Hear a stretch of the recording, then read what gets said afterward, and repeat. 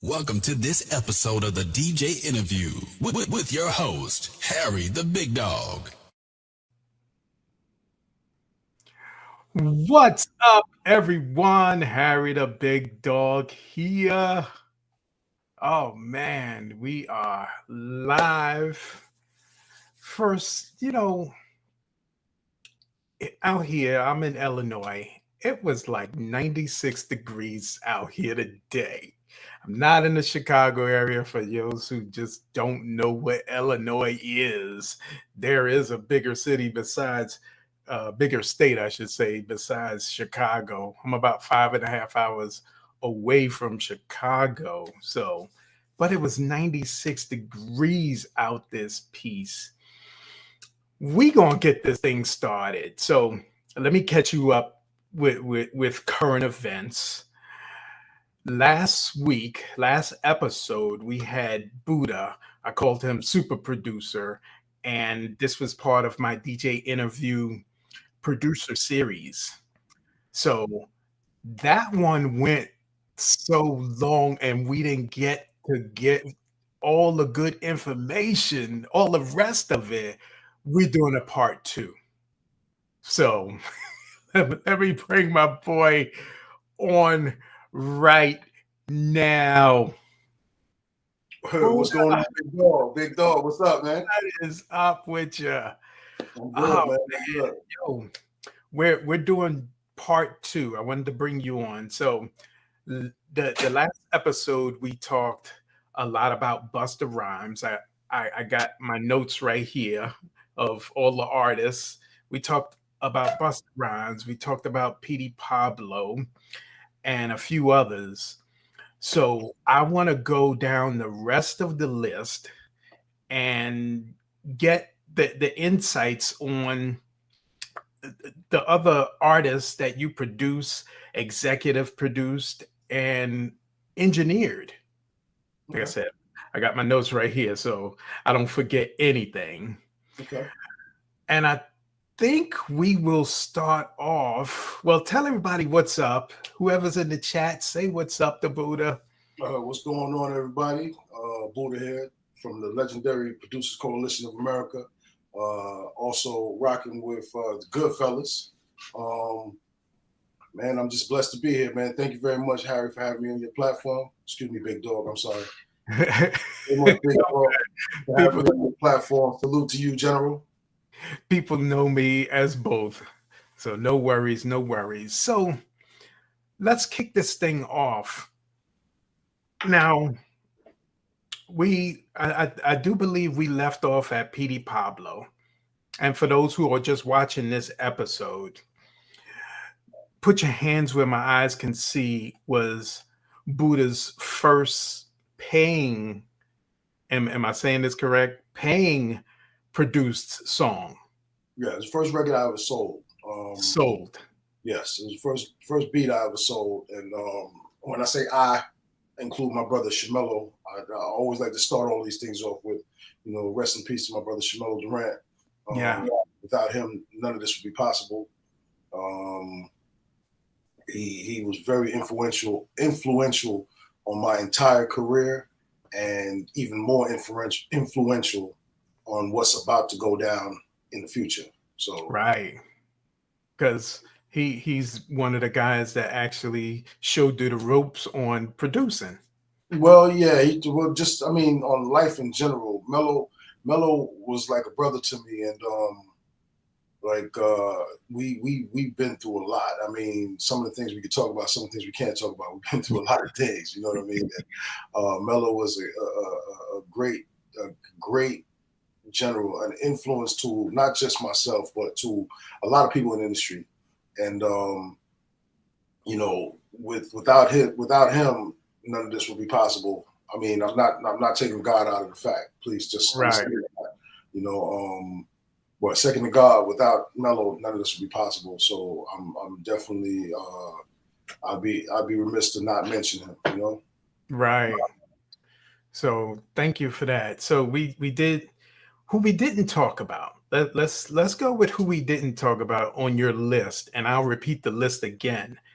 Busta Rhymes, Mob Deep, Sticky Fingers, Petey Pablo, Nocturnal, E40 and Ice-T, Destiny's Child, the Boot Camp Click, Channel Tongue Live.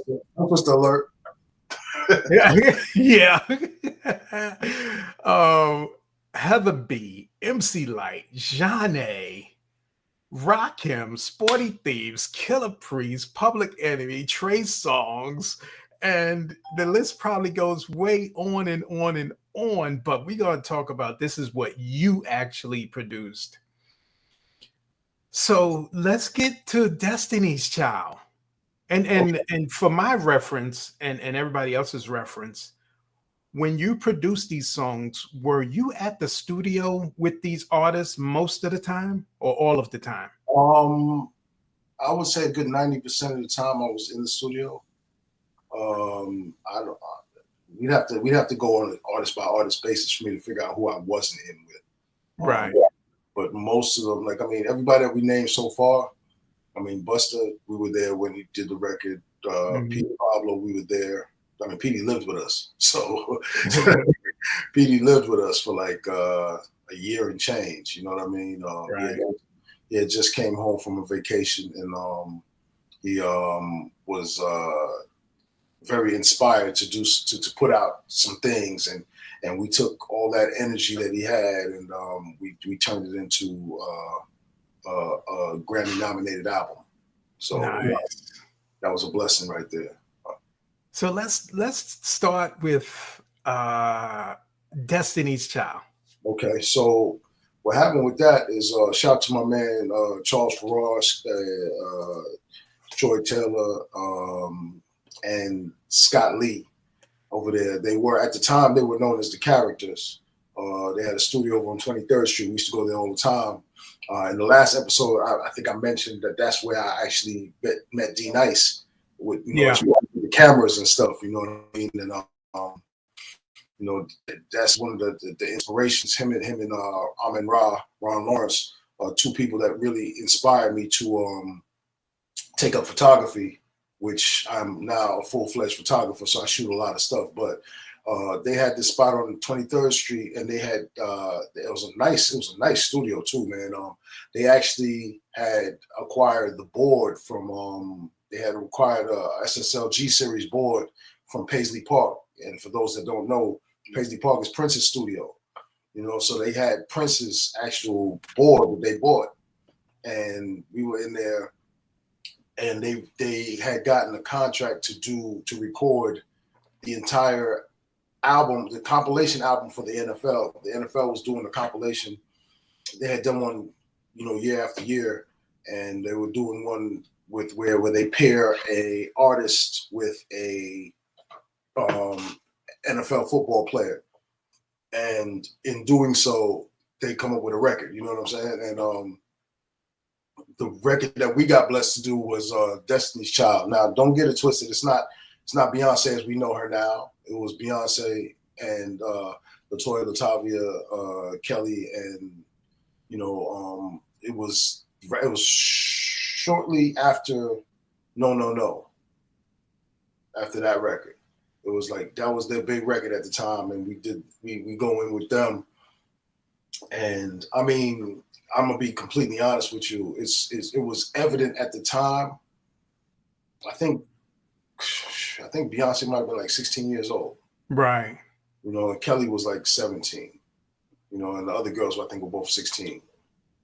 And it was evident at the time what Beyonce was going to be, because she was literally a floor general in the session. She knew what she wanted to do. She knew how she wanted to do it. She knew how she wanted to approach it. I mean, she was there. All the girls were there. Her parents were there, and it was a good session. And we actually used a sample from Bob James in that record, the Mardi Gras sample. Mardi Gras. Yeah. For all DJs that tune into you, they know exactly what that is. Right? We used a million times. You know what I mean? Speaking of the DJ, you like the shirt? Of course, man. Of course. Come on, man. I was going to mention that, but see, you beat me to it. Well, hold on. This I'm repping my man Passport Caribbean, my man. Oh, dope. Any interview that I do, I promise you, I'm going to be wearing something that belongs to somebody that I know and love. So that's how I do it, you know. And, good. He has his line, and I'm rocking his apparel today, you know. Nice, dope. Yes, sir. So what it was we actually did a couple of records in that session on that album. We did that song, and I think we did a record with Andre Rise and Foxy Brown. Crazy. My man Chucky Madness was the producer on that. He's part of the producer coalition, and that was called "Burning Down the House." Yeah. If you are of age, then you know the whole story with Andre Rison. And it was right after the whole incident, and like it was crazy because going down into the record, I'm not trying to get away from the Destiny's Child record, but I'm just, as we're talking, right after that had happened, with the house with Left Eye allegedly burning down his house. Allegedly, we did this record, and I was like, "You sure this is what you want to name it?" He was all for it, so we was like, "Okay, cool, let's do it." You know what I mean? So it is what it is, and it was a good record. It was cool, you know. It was cool. I mean, don't get it twisted, man. These NFL athletes have nothing on a real rapper. Oh yeah. I'm not gonna lie to you. I'm not gonna say all of them, because I'm sure there's some of them that actually have some real talent. Some of these, not just NFL, but athletes in general. Iman Shumpert has some talent. I've heard him on a few things. He's actually pretty good. You know, but some of these other guys that we worked with, they were okay. On the Destiny's Child record, we had I believe we had William Floyd. He was actually a Super Bowl champion. I think he won a ring with the San Francisco 49ers. Okay. And he had been playing for the Carolina Panthers at the time, I think, maybe. But he had already had a ring with the 49ers. And I mean, he did the best he could do, you know, and he wasn't horrible. He wasn't, you know, I wouldn't sign him, but you wouldn't rate him up there with KRS-One and Rakim? Nah. I mean, listen, he did what he did for what we needed him to do it for. So respect to him. If you out there, big fella, William Floyd, shout to you. It's a long time, you know. Yeah. But yeah, man, it was actually a really, really good session. Troy Taylor, who actually he has songbook music. He's actually Trey Songz handler. He actually worked with us on that record as well. He was very instrumental. And I'm gonna be honest with you, like, so we were like really green. Well, I was really green at the time, you know, with that. Wow, I forgot about 702. We did 702. I didn't put that in. We were really green at the time, and you know, the session looked like it was going left for a minute. I'm not even gonna lie to you. A lot of sessions in the beginning seemed like they were going left until we see. Okay, so what a lot of people don't understand is the difference between being a beat maker and being a producer. Yeah, 100% difference between being a beat maker and being a producer. And Troy was definitely instrumental in showing me how to bridge the gap between the two. You know, I definitely learned a lot from him, and during that experience, and I would like to think that I taught him some things too, because I actually ended up showing him some how to do some things in Pro Tools at a point in time as well. But it was a lesson. You can't get wrapped up in what you're doing and who people say you are. Right. So you have to understand who you really are and what you actually can do. And we learned hard and fast who we were and what we could do, and we were fortunate to be able to execute that particular project properly. And shout out to Hernan Santiago also. He actually engineered that record. Okay. I like to spread the love. Hernan, yeah, definitely. Spread the love with the people that I work with, man, because a lot of these people, man, they were instrumental in my transition from wanting to be in the music business to actually being in the music business. Being in there, yeah.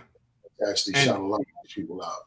So, after we talk about the next few artists, we're gonna talk about the tools you guys use as a producer, and maybe some of the differences between back then producing and now producing.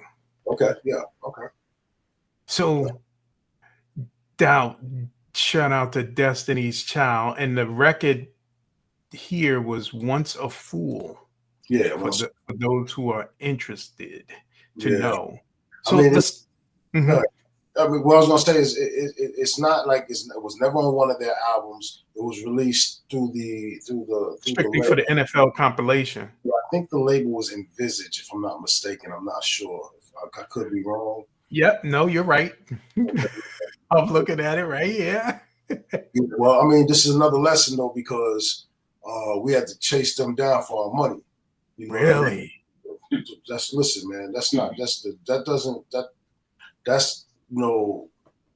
The music business is exactly what I just said. The music, business, right? Music business, and a lot of people, they want to make music, and they have the love for it, and they want to go in and make records and enjoy that, and then think that they're just going to get paid. But you have to actually be on top of your business in order to actually do that. And shout out to Busta Rhymes for actually schooling me to that, in the beginning, man, because he gave me a lot of pointers, on the low. Some of them I caught at the time, some of them I caught later, Yeah. But he said a lot of things to me that were very, very valuable, as far as navigating and being able to navigate this business and being able to take myself to the next level. Right. So shout out to him for that. I appreciate you, brothers. Salute to you, sir. Big time. So let's talk about Channel Live. I see you did a couple of joints for them. Let's talk about their situation. Were they're in studio? How were they? Okay, and it's good that you led with the Destiny Child record, because that same studio, the Characters Studio, is the studio we did Channel Live in as well. Oh, it was a fun where's that at? It was on 23rd Street between Park and Madison in Manhattan. In Manhattan, New York. Okay. Yeah, Manhattan, New York. I'm sorry. There you go. Here we go again. You're good. You know we worldwide, and everybody just don't know these addresses. This guy's good, ladies and gentlemen. This guy's really good. Yeah. That's my Goodfellas thing, man. That's what we're adapting that with Goodfellas. So just understand. But so Hakeem and Tuffy, they two great gentlemen, man. Hakeem Green and my man Tuffy, they were the members of Channel Live. And actually Benny Boom, for those who know him as one of the premier music video directors of our time right now, and movie directors. Benny Boom was actually a part of Channel Live, a part of their camp. You know what I mean?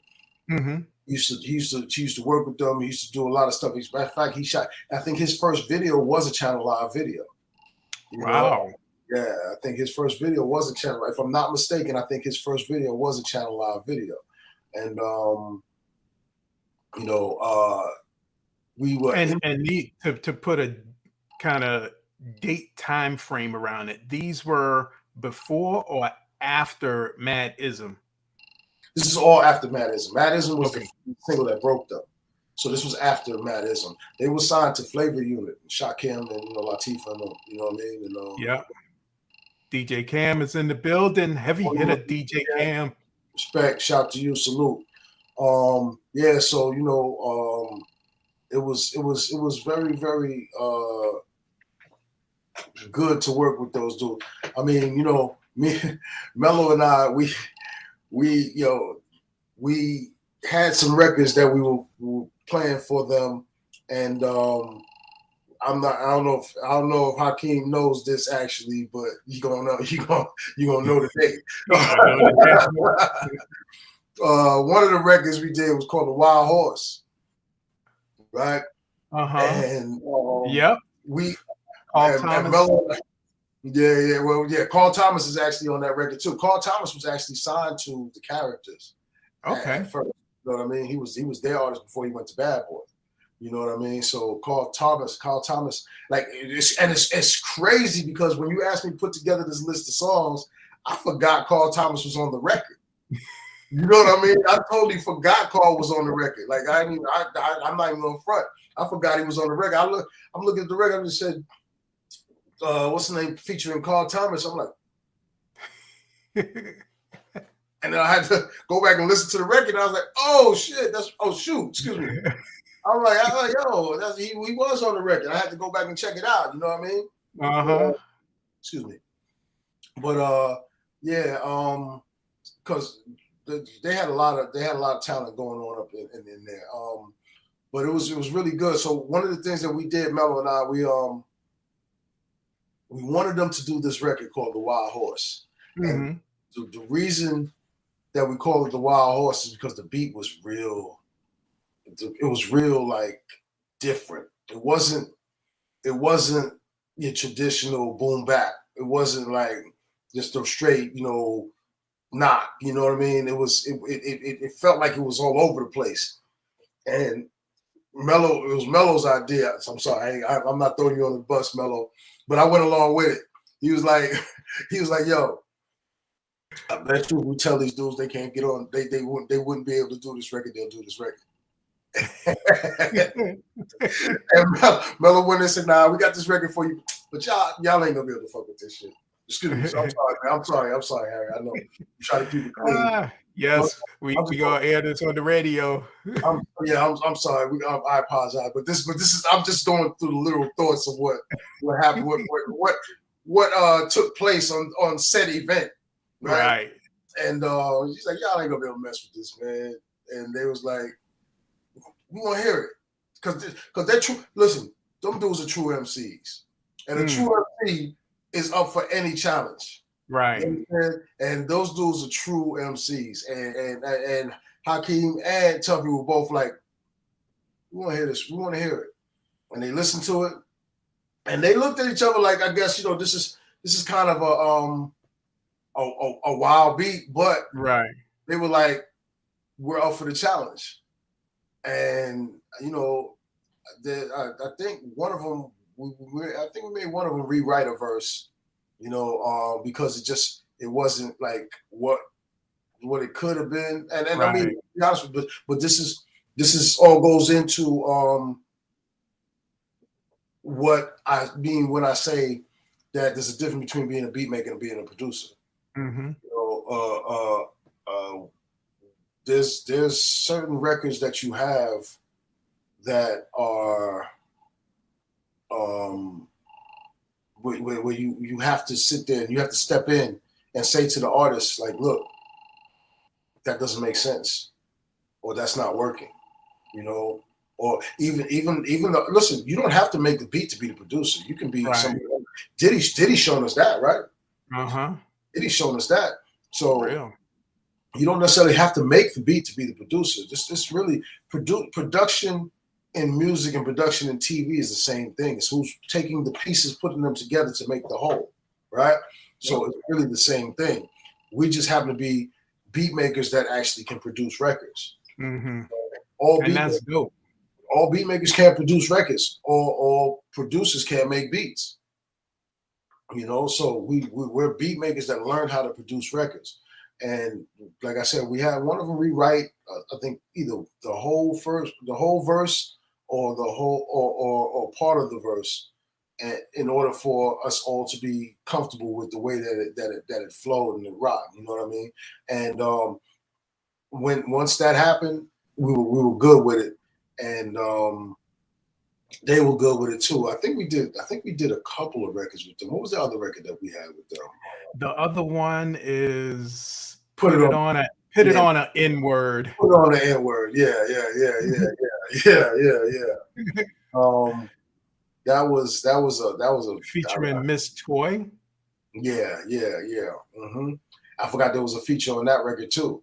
Yeah, you know, and in going through, that's why I like doing things like this, because it actually takes me back down memory road, right? Memory lane, and I get a chance to revisit a lot of those things and see how they sounded, and actually get to look into what my style was then and what it is now, and like doing things. So, you know, some of those loops or some of those samples or some of those drum patterns, I sometimes I'm impressed with myself. Sometimes I'm like, you know what I mean? But it's a good thing though, like to go back and check out things, you know, after the fact. You know what I mean? So, but Channel Live, I mean, don't get it twisted. Mad-ism is something that Hakeem continues to this day. You know, he does podcasts. He actually, when Mello passed away, he interviewed me for that. Hakeem Green is still putting out records, good music, really good. Still shooting videos, and shout out to Hakeem Green. Yes. Shout out to my brother. Tuffy's still doing well. The last time I saw him was in LA. It was a while ago, but he wasn't rapping at the time. I don't know if he is back rapping now. Right. But he was and Tuffy was nice though, you know. But he was doing something in the business end of music. Okay. You know what I mean? And he learned a lot, and he was doing something on the executive side. So that's a great thing. Shout to Tuffy as well. And we all know what happened with Benny Boom. He exploded like his name. You know what I mean? Yeah. And Benny, I'm just so proud of that brother. It's not even funny. He went from shooting like Channel Live videos at first to like he shoots a lot of Nicki Minaj's videos. He shoots. He shot a lot of Busta's videos. He actually was the director of Next Day Air, the movie with Mos Def and oh yeah, what's his name? I remember that movie. Huh? I remember that movie. I wasn't in that. No, Next Day Air was the one with Donald Faison. Yeah, Donald Faison. Yeah. I was thinking Faison Love. Shout to Faison Love too, man. I seen him at a cigar bar out here, man. Not too long ago.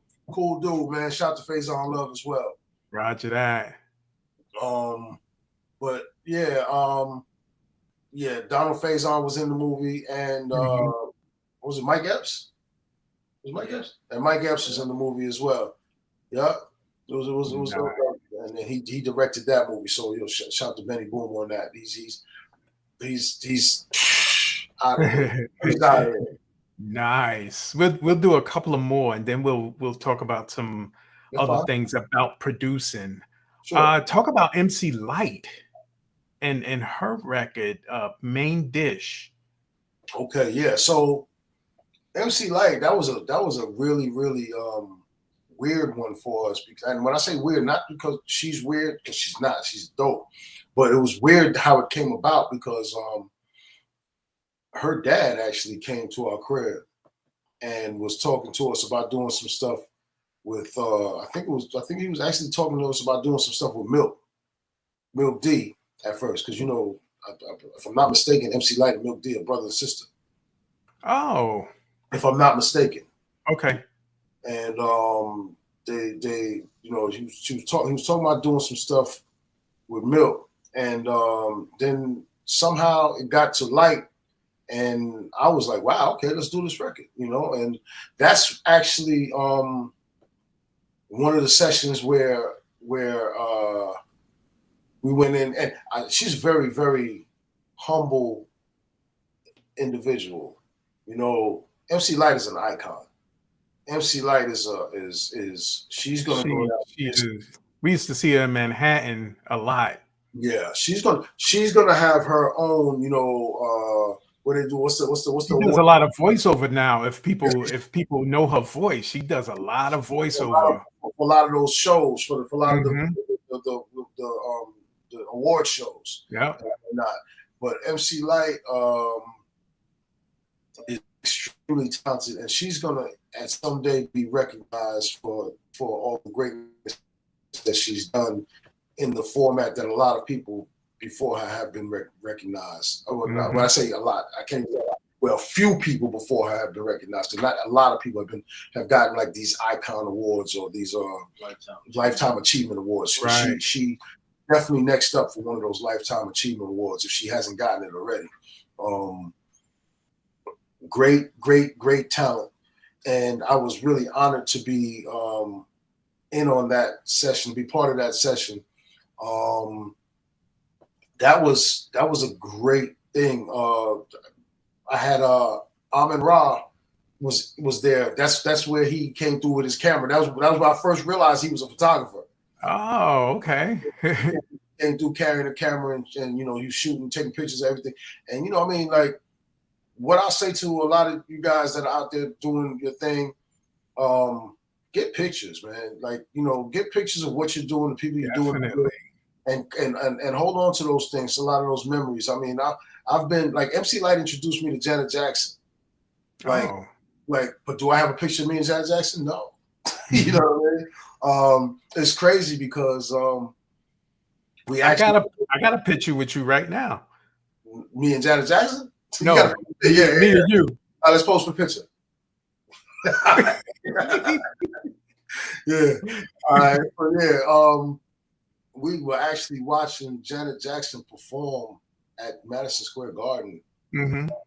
The crazy part is Janet Jackson actually she's on my screen too. That's just crazy. You can't see her.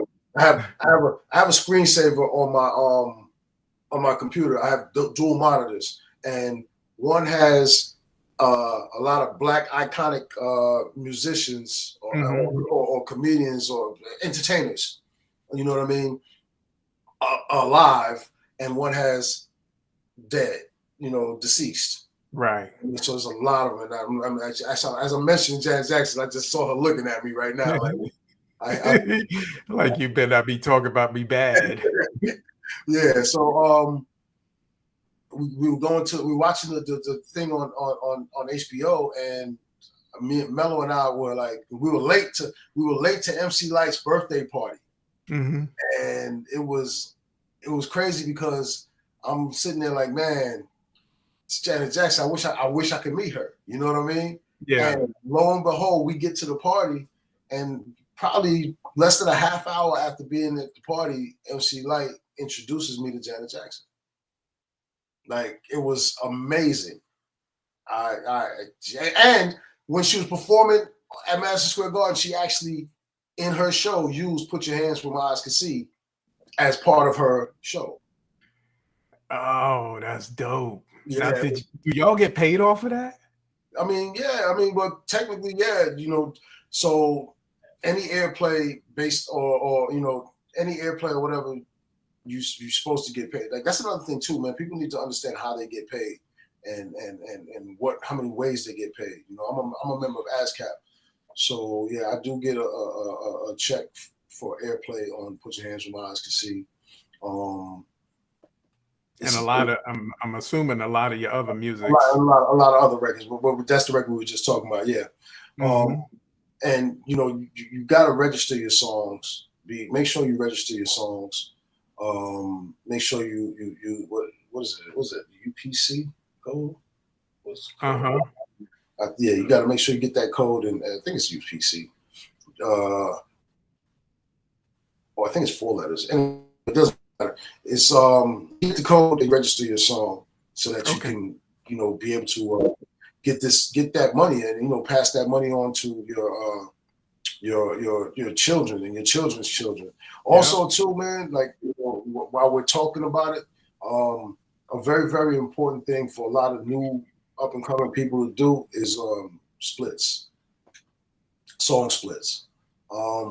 Explain. Okay, so basically, a song is divided up, amongst the people that actually did the work. So if you're the producer, 50% of the song, which is 100% of the music, belongs to the producer of the record, provided there's no samples. If there's a sample, or whatever you negotiate with the sample writer or whatever the case may be. And then 50% of the lyrics, which is 100%, 50% of the song, which is 100% of the lyrics, belongs to the songwriter, and in getting those things done, you derive an income from those tracking institutions like ASCAP, BMI, CSAC, Harry Fox. Right. You get paid a royalty rate based on airplay, and people actually track you down to find out, do you own this record? We want to use it in this, blah, blah, blah. And, you have to sign off on it. Which leads me to something that I thought about the other day, which is really, really crazy to me. Because I don't know, did you watch the Elvis movie, the new Elvis movie that came out? No. There's a new Elvis movie that's out, right? And Tom Hanks is playing his longtime manager and all of that stuff. And it's a really good movie. And I was enlightened about a lot of different things. Just 3 sides to everything: his side, their side, and the truth, right? But I was enlightened to a lot of different things. But one thing that I noticed though was Elvis. People said Elvis stole a lot of music from Black people. Mm-hmm. I'm not going to necessarily say he stole the music. I'm going to say he utilized the music that Black people were doing, which is the same thing like we do with sampling. And we got away with it for a little bit, and he got away with it for a lot of bit, right? Right. But the thing is, what I did notice that bothered me was it was okay when he was doing it. Mm. And he was making that money. It was okay. And everybody, nobody said anything. So I'm not knocking Elvis for it, because if I can get away with it, I'd do it too. Right. But it was okay for him to do it and get away with it and utilize that stuff and make the lion's share of the money off of those records, because a lot of those records that he did were done by Black people before him. Right. Mm. However, they weren't big enough names or didn't have the machine behind them like he had with his record company to actually make those things manifest into Elvis Presley millions, right? Right. But he was who he was, so he was able to do that. Now, fast forward to, the 80s and the 80s and early 90s, where we were sampling a lot of records and using a lot of people's stuff. And it was cool at first until they realized that hip hop, because they thought hip hop was going to die. And once they realized hip hop was actually going to be around for a little while. And hold on. They thought it was going to die. They thought it was going to die, and when they realized that it was going to be around for a little while, it was almost kind of a thing where it was like, okay, we can't let these guys make this type of money off of our stuff.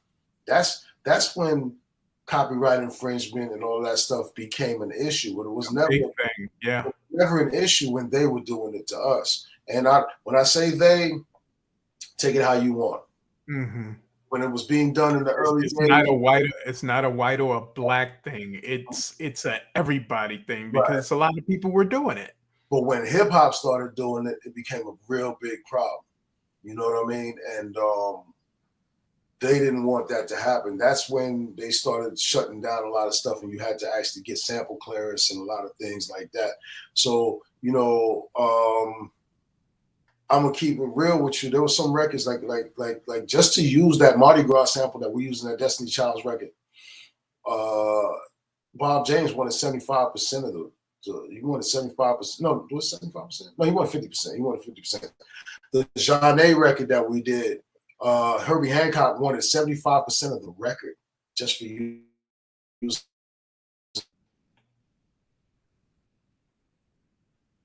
Wow. Did we lose you, Buddha? Oh, there you go. I'm here. I hear you. Yeah.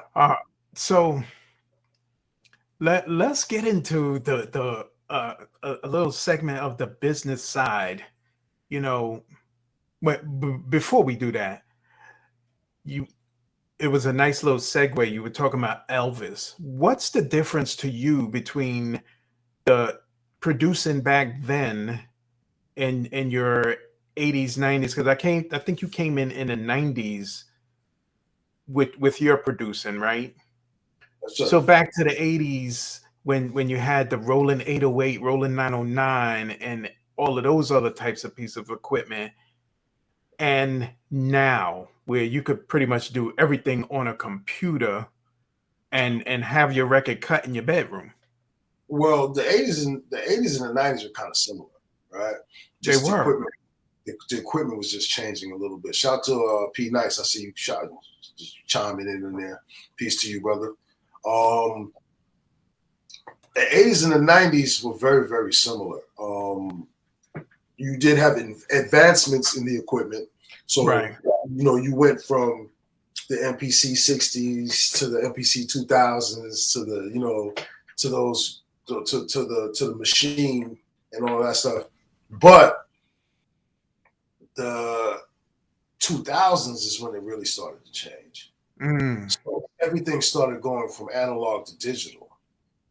You know, people were recording to, you go to a studio, like, okay, in the first interview we did last week, I talked to you about Mello having me sit down and record him for the first time, right? Right. And I recorded him on I think it was a half-inch tape that I recorded him on. And that was good because we didn't have to do any edits. We were just recording. Right. But you know anything about recording back in the days, if you had to do edits and you had to edit tape, like that involves cutting the tape. Yeah.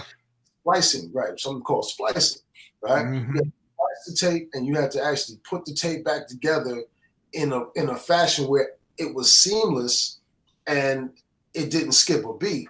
You know, that's a whole nother talent. That's a whole other thing.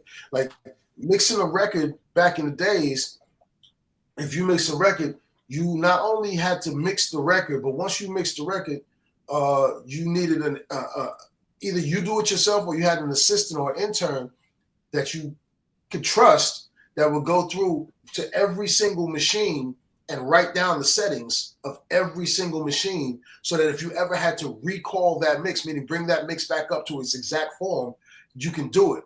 And so every single thing down to where the faders were on everything, you know what I mean? Because a lot of those boards, like later on, you had boards that could take snapshots of the board where you can actually bring back the board to a total recall, right? And I hope I'm not, you know, talking crazy to y'all when I say total recall. I mean, bring it back to exactly the way it was, right? But in the earlier days, you couldn't do it. Let's take it back even further before automation, right? Because in the 80s and 90s, we had automation. Yep. Look at what they had to do in those Motown eras. In the Motown eras, they didn't have automation. Right. Those guys, like it became a mix was a production. Like for us now, we do a mix. We can sit there, mess around with it, come back, whatever the case may be, and one person can actually do a mix. Yeah. Right? Back then, one person couldn't do a mix. You had to have 3, 4, 5 people on these boards that were actually doing their part at the time to actually make certain things go in and out, go up and down, pan left and right. They had it was a production, right? Now, even further than that, when they used to record the bands, Earth, Wind, and Fire, your 70s disco music, there was no digital. It was all playing bands. Yeah, it was all. So now I actually have a few sessions from back in the days. Like I have, I think I got Stevie Wonder's Superstition. Wow. I think I have like 3 Bob Marley sessions. I have a few more. And they recorded it live with a band. Their songs. And actually, the drums on those sessions were all grouped together, stereo recorded. You know what I mean? Now, also too, I've got like 4 Beatles sessions. Wow. Right? And those sessions were recorded on 4-track sessions, 4-track recorders, 4-track tape. So 4-track tape means that everything is on 1 of 4 tracks. Yep. You know what I mean? So hi-hats, guitars, whatever. So things were mixed in together. So you had to actually be really, really good upon recording it to be able to get it to sound the way you want it when you're mixing it. You know what I mean? So there's a lot of different things that people actually had to do and had to be able to do and had to have the knowledge, you know, and the patience. Yeah. And the patience to do, because people will be surprised to understand what it takes to get that 3.5-minute record that you like to listen to so much. The amount of time that it takes to get those 3.5 minutes that you love so much. I mean, you got to figure the average. Well, I'm not going to say some people make a beat in 15 minutes, right? But some people take 2-3 days. You know, so let's average it out to a beat taking. Let's just say that a beat takes 8 hours. Let's just say it takes 8 hours to make a beat, right? Which is very quick, realistically, to make a beat. Let's say it takes 8 hours to make that beat. Then you actually have to write the song. Yeah. Right? Now, however long that takes, and I don't know about you guys that are listening out there, but my dude right here, when we write songs. Listen, we're writing songs like we're writing movies. You know, you have to have the full continuity so everything makes sense with everything that's going on. We come up with a theme or a title or whatever, and we have to stick to the script so that everything makes sense. Going on through the song. The worst thing that could happen is you do a song, you finish the record, and at the end it's like, damn, I said this in the beginning, and that totally contradicts what I said at the end. That doesn't make sense, you know. And it's easy to happen though if you're not paying attention. If you're not paying attention. That's same in the movies. You see, you can watch any movie and see all the flaws in them. Yes, sir. Yes, sir. You know, and So you know, takes time to write those songs. You know, some people are real quick with it. Some people take forever. But you know, let's say it takes 8 hours to do that, right? Now, you still have to record the song, right? And getting the song recorded, now you have to actually get the vocals right. You have to make sure that if it's singing, everything is in key. That shit. If it's rapping, everything needs to be in key too, because like you have to still be in. Your tone still has to match what's going on with the music. Right. You've got to be able to blend. Right.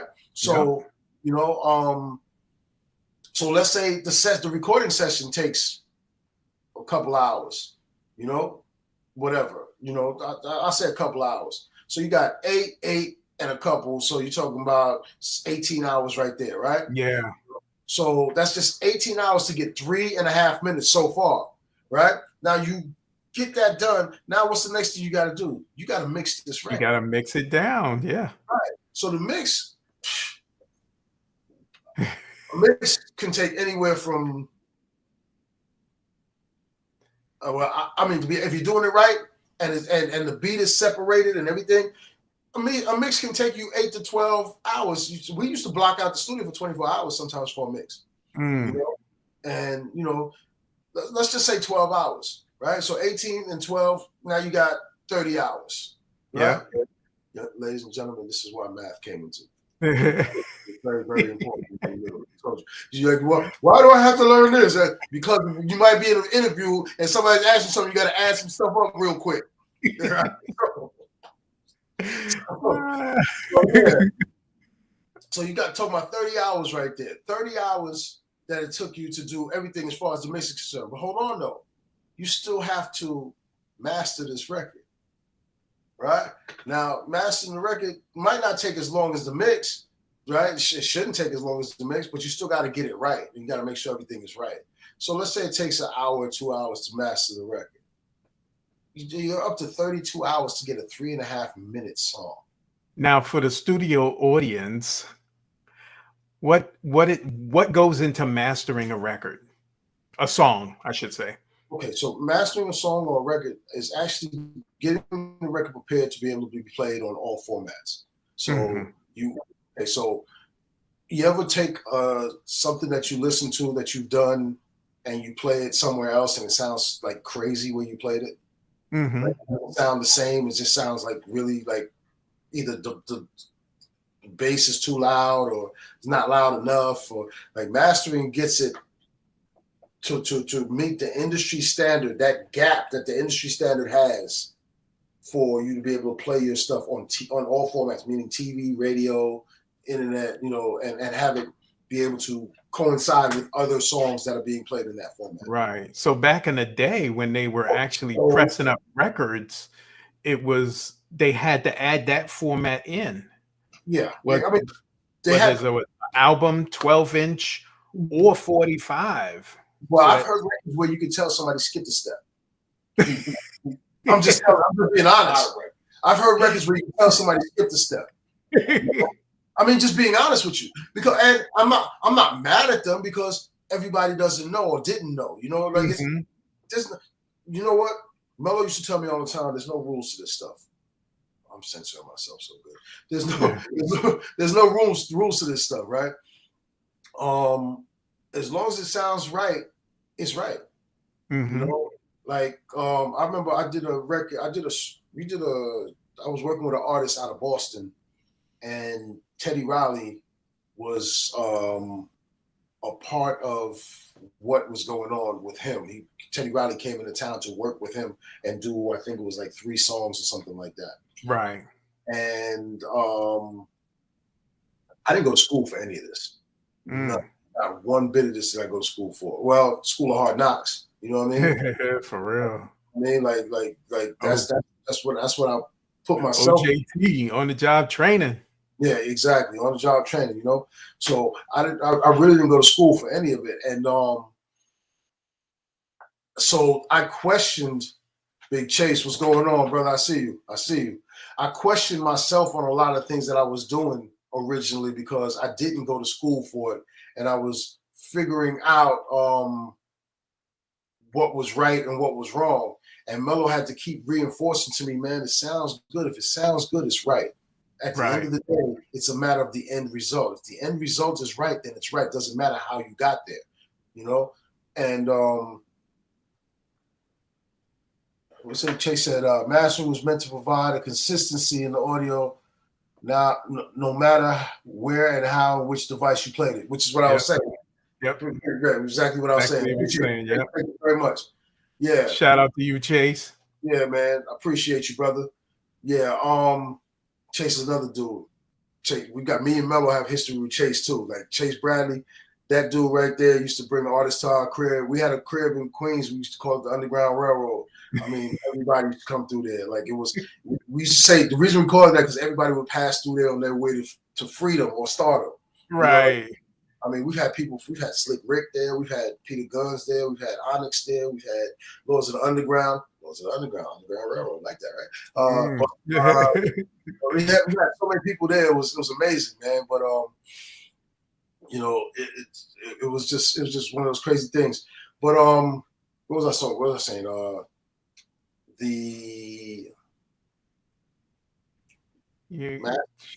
Mastering? Yeah, I'm sorry. I'm talking about the mastering. Yeah. Man, I almost got stuck. Yeah, I got stuck. So yeah, so it's important to be able to have all this stuff squared away when you're doing what you're doing to master these records and get these records ready for where they need to go. I was working with Teddy. I didn't know what I was doing. Or I didn't know that I knew what I was doing. Right. And Teddy, you know, I wouldn't say I was starstruck when I met him, because I had met a lot of people that were actually big, you know, prior to meeting him. But I definitely respect the hell out of him. And even crazier, before we hit it big, Mello and I actually were at the Rump Shaker video shoot back in the days, and I had to actually tell Teddy that. I was like, yo, we was at the shoot, like, you know.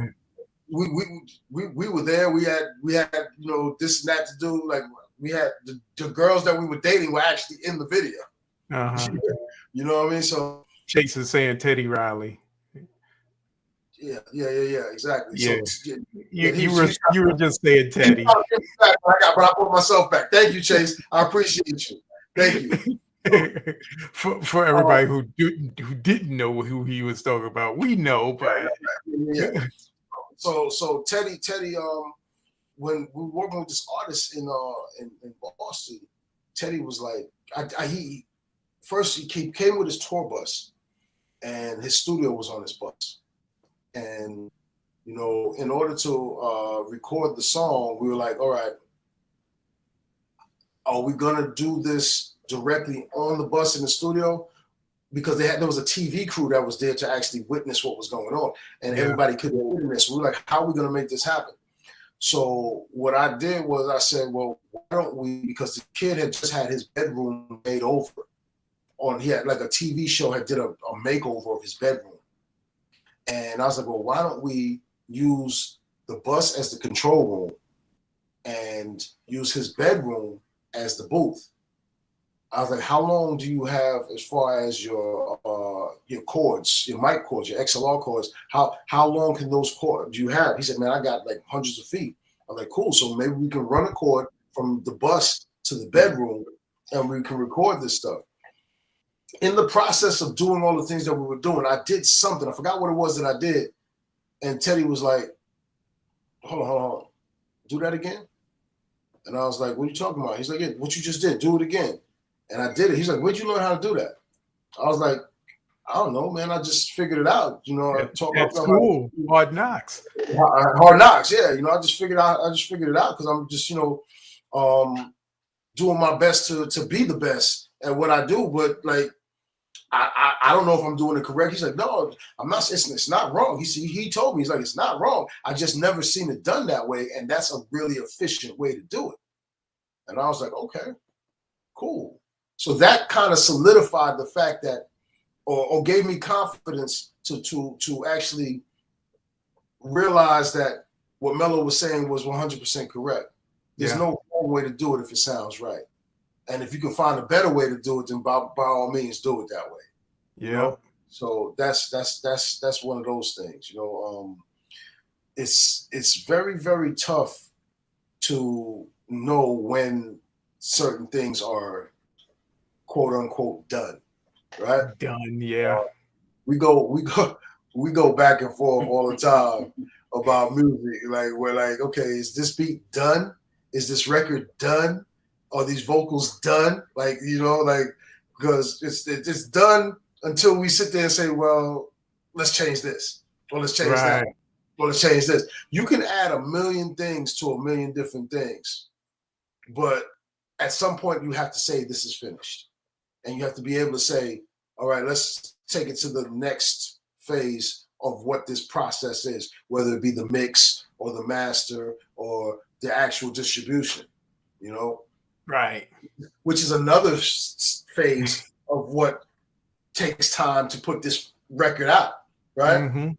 You got the 32 hours that it took you to do all that other stuff, and you still have to distribute, market, promote, all of this stuff with this record. You know, like it's a lot that goes into getting 3.5 minutes to people. Yep. Man, it really is. Like Pro just said, 2.5 now because these records are so short now. Well, you know what though? Put Your Hands was actually 2.5 minutes too. We were ahead of our time. Yeah, it was about 2.5 minutes long from the beginning of the record to the last vocal on the record. It was about 2 minutes and 33 seconds, somewhere around there. Okay, and then the rest of it is just kind of instrumental. And you know what the crazy part about it is? That's another part where I got to give a shout out to Busta because he was like, "Yo, if they like it, they're gonna play it again." And with them playing it again, that bigger checks for us on airplay because they just keep playing it. And they played that record over and over and over again. So, you know, it's one of those things. But then, you know, every record has its own zone. You can't just sit there and say, okay, well, my format is going to be a short format so that people can play it over. What if they don't like the record like that to play it over? Yeah. You know, or what if you don't get your point across in 2.5 minutes? You have to be able to get the point across of what it is, whatever the message is you're delivering in that particular record. Yeah. You need to be able to get that. It is far different from your 11-minute, 35-second disco song. Oh, right. I mean, even what was it? Rappers Delight was long too. Like 15. They had a short version, but they had the actual long version, 15 minutes. Yeah, they had the record version and they had the radio edit. Mm-hmm. The record version was like 15 minutes long. You know, I mean, and that's another thing that I gotta give credit to Mello about because Mello definitely instilled a lot into me about breaking rules. Right. You know, Mello was definitely not a rule follower. He didn't care about rules. He's like, I mean, I'm just being honest with you. He didn't really care about rules like that. It was like more so a matter of what's going to give us the best product. Yeah. And, you know, I had to get out of that thought frame because at first I was like, no, it's supposed to be, it needs to be, or it should be because that's what I had known, you know? And once I started to learn that and I started to realize that at the end of the day, what gets the message across best is the best, then I was like, Mello was 100% right. But, you know, I can say that now because when he was alive, I definitely wouldn't have said it to him because he wouldn't let me live it down to tell him he was right. You know? I definitely wouldn't have told him he was right, you know? Oh, man. So, Buddha, we have enjoyed your stories. We have took this memory lane through, you know, stuff not all of the general public knows about some of these songs. What's next? What's going on for you right now? All right, so you know, like I said before, I got my partner Pt.2. Jay, man, pull up the chair, man. Come up, step up a little bit. Let's get him in a wide shot. Pull up a little bit. Make sure you, make sure you can be seen. Big dog, what's good? He said, what's up, big dog? Can you hear us? Did we lose you? You hear me? Yeah, we hear you now. Oh, okay. What is up, bro? Yeah. So you know, introduce yourself to the audience. I'm Pt.2, one half of the Goodfellas. You know. Yeah. Got some things going on. And we're gonna get an interview soon, so you'll hear more from J-Pro. Oh man. So are you guys working together on upcoming events, upcoming songs? So we're doing a lot of music, a lot of new music right now. We've got some really great things bubbling. We have an artist that we're working with right now by the name of Snacko. And Snacko is a young man that from here in Georgia. And we met him and we knew he had something and he knew he had something. And I'm gonna keep it real with you like this. The thing about Snacko, he had about 400 songs done before we met him. Wow. About 400 songs done before we met him. So his work ethic was never in question with us. And the thing that I like the most, let me stop so you can get in. The thing that I like the most about him is the fact that, you know, he felt that because he had done everything himself, that he needed the ability to be produced and to give somebody the opportunity to show him something that he did not or was not able to figure out himself. Right. And since we've been working with him, we've come up with at least 4 or 5 great records right off the rip. He just actually did a promo tour this weekend where he went up to Virginia, Charlotte, Maryland, DC. Okay. We got him on a promo run right now. We got a couple of more songs that we got to do. We actually got more than a couple. We got to finish the album. We have a release date that we're looking at for October 31st, Halloween. We're going to release the project, the single, should I say, the single. Okay. We don't have a release date for the album yet, but the album will come shortly after. The single is called FM. So, and there's just 2 different versions to it. So, you know, one of them, the clean version is Follow Me. You know what I mean? The dirty one is F With Me. You know what I mean? Yeah. But it's a very, very good, it's an excellent record. And it's like everybody that's heard it so far has given nothing but high praise. And I'm talking about people that have been in the business for a very long time, giving it nothing but high praise to this point. Nice. Yeah, but the thing is, it's not even his best work. The best records are still, we still have the best records. Still didn't make them yet, right? Oh, it's loaded. They're still in the chamber. They're still in the chamber, ready to be shot. So like, right. It's a really, really good record. Like, it's a great record.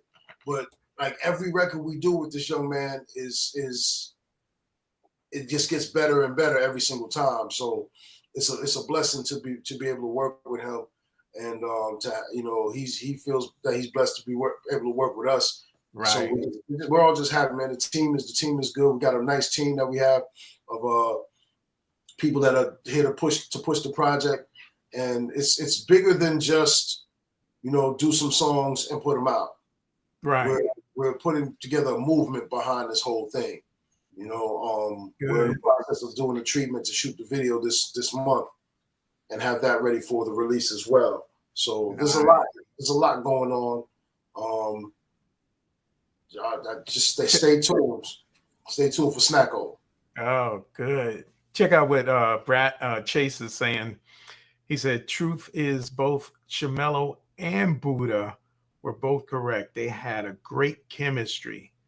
Shamello was the creative guy, and Buddah understood the technical end, and they respected each other's space." Yeah, that's a fact. Yeah. And when Mello and I first started doing the stuff together, it's exactly like Chase just said. I was much more of the technical guy. Like I'm the guy that enabled us to be able to record a Pt.2's album, because I built the studio in my bedroom. Right. And you learned the MPC 2000. The MPC 2000. Mello was the creative guy who, had all these different ideas, and he would sit there with PD all day and work out the concepts for it. And I learned all of that from him. Like, his time on this planet was definitely spent well. Right. Whatever he didn't do, he taught. And he enabled me to be greater than I probably ever thought I could be. Like, he gave me wings. They say Red Bull gives you wings. Mello gave me Mello gave you wings. Mello gave me wings. You know what I mean? And I'm a fly, bro. I'm a fly. We're gonna fly. We're gonna do a lot of big things. And I promise you, y'all gonna hear some great stuff from us, the Goodfellas, in the future, in the near future. You're gonna hear some really, really good things. From beats to songs to music to artists, right? To everything. It's gonna be incredible. It's gonna be incredible. And DJ Interview was at least one of the first to hear all of this. Oh, y'all know you were the first to get this information. Oh, we was the first. You're the first to get this information because don't get it twisted. We like I said, we pat yourself on the back. We have told people about Snacko and stuff like that, but the whole Goodfellas thing and all of that, like this is the first time in any interview that we've really, other than last week, I think we mentioned it once. Yep. But we haven't really broadcasted Goodfellas. I haven't even posted anything about Goodfellas, none of that. And that's the new movement that we're running with. And it's kind of like you had Bad Boy. It's kind of like I don't want to say it's the opposite of Bad Boy because them dudes were dope and they had hits. Right. But if you take Bad Boy, you have Goodfellas. You know what I mean? It's kind of like it's like a twist on that in a sense, because we're giving you good music and we're really good people to work with. Like I have artists that contact. I have an artist that contacted me today that's dying to get in with us, and we'll get her in here. And but we teach as well as work with somebody to get the good music. We're teaching them to do the things. If I don't know if you can see it on the board back there, you see SWOT, right? SWOT analysis, strengths, weaknesses, opportunities, and threats. Very, very important. Something very important that we live by. Understand your strengths, know your weaknesses, know what your opportunities are, and eliminate your threats. That's how we operate on a regular basis over here. Nice. That is so dope. So I am glad you guys, Buddah, one of the first DJ Interview Producer Series guests. So thank you for that. It was dope. Both episodes here was dope. We found out a lot. I'm gonna do the producer series maybe once a month to break up the DJ interviews. Gotcha. But I'm gonna stick to my core. But you guys are the ones that make the music that us DJs play. So I figure, let me spread the love a little. Because you got, even though you don't spin, you make the songs that we spin. Well, we do spin because we got turntables too. We do spin. Don't take nothing away from us. We do spin. We just do it a different way. I don't want to take away from what you just said, but I want you to know also too, you're gonna have Pt.2 on there as well. And I did have my partner Dr. Period. He definitely agreed to talk to you. And Dr. Period is Annie Up, Hey Ma, a lot of big records. So I mean, we can do the whole producer coalition on this. For real. So, all right. Yes, sir. I just wanted to show that that's my room right there. And in the bottom of there are my mixers. I'm getting ready to set up my DJ equipment. Okay. So it's a little messy back there. All 3 billion people going to see all of this, but it's going to be cleaned up. It's authentic. It shows what. Hey, Redman. When Redman did his MTV Cribs, it looked just like that. So I'm not mad at you. What do you use the softbox for? What do you shoot with the softbox? Oh, I do photography stuff too. Green screen, the whole 9. Okay. I just don't talk about a lot of stuff that I do, but I really need to. What are you, Canon, Nikon, Sony? Oh, I'm Sony all the way. Okay. I have 2 Sonys, and I have a I'm Canon. looking at. I know you said you Sony. I'm looking to get that FX6. I know we geeking out on people now. I have the 5D Mark IV for the Canon, and then I have 2 Sonys. I got a Sony A7 II and an A7R. Mm-hmm. So, I love them both. I love all 3 of my cameras. You know, I respect Nikon, so don't hate on me, y'all Nikon people that are out there. I respect it. You know what I mean? So, but I like my Canon and my Sony for different reasons. They do different things. Anybody you want to shout out before we get out of here? I want to send a shout out to Chase, Big Chase. I appreciate you. P Nice, I appreciate you. You know, DJ Cam, thank you very much for checking in. You know what I mean? I appreciate all of y'all. Everybody that's going to watch this on the replay, I appreciate every single one of y'all that's played a part of my life, played a part of anything that I've done, and those that will play a part of anything that I do. Thank you very much. I love y'all. That was dope. I'm going to leave them on and close this thing out.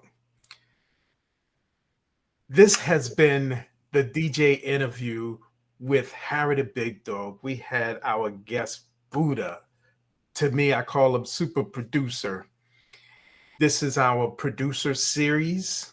We will have this at least once a month. We are here every Tuesday, 8 p.m.-ish, meaning it could start 8:01 or 8:59, anywhere in between. This is Harry the Big Dog, and I'm out of here, y'all. Peace to MD and Music Central Station. I see y'all just checked in. Peace to y'all. Yeah. Oh, MD, what up, bro?